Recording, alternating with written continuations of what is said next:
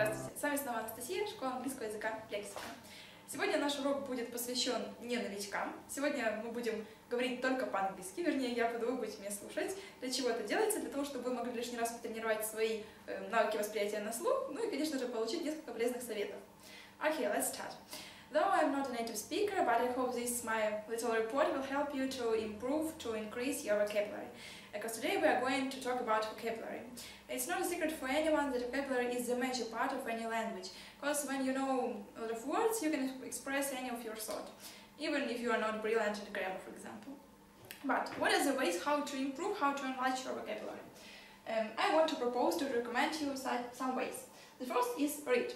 Read anything you want. Read blogs, read magazines, novels, some classic books. I even can propose you a very funny novel. It's English famous writer Sophie Kinsella, and you can find a series of her books. It's very funny, and these are easy ones. The next is never skip new words. Why? Because while, for example, reading, if you meet a new word, what do you usually do? You see, oh, I know this word, in the context I can recognize it, but that's not the point how you know, how you get this word. You really don't know it because you can't use it without this context, but it's not your knowledge. Of course, you should define the word and you should practice it. Make at least 3 or 5 sentences with this new word with different definitions, and it might be enough for you. Next, read blog or article. You can write articles and even be paid for it. When you write something, whether you like it or not, it helps you also to improve your vocabulary, to extend it. Why? Because you meet, of course, new words, and if you don't skip them and get and define these words and clarify them, of course you can use them then later. Also be very attentive and use appropriate words, especially when writing.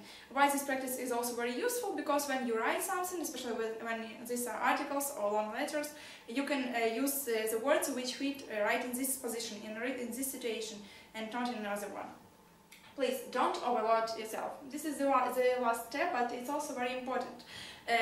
Remember to get pleasure from the process, from learning. Study about 3-5 words a week, and not more if that's enough for you. But be sure you know these words, you definitely know these words, and you can use them appropriately.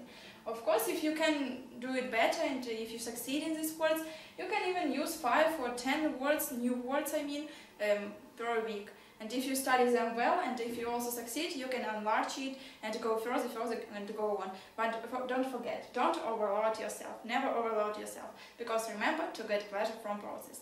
You listen to Anastasia, it's English School Lexika, and enjoy English with us. See you!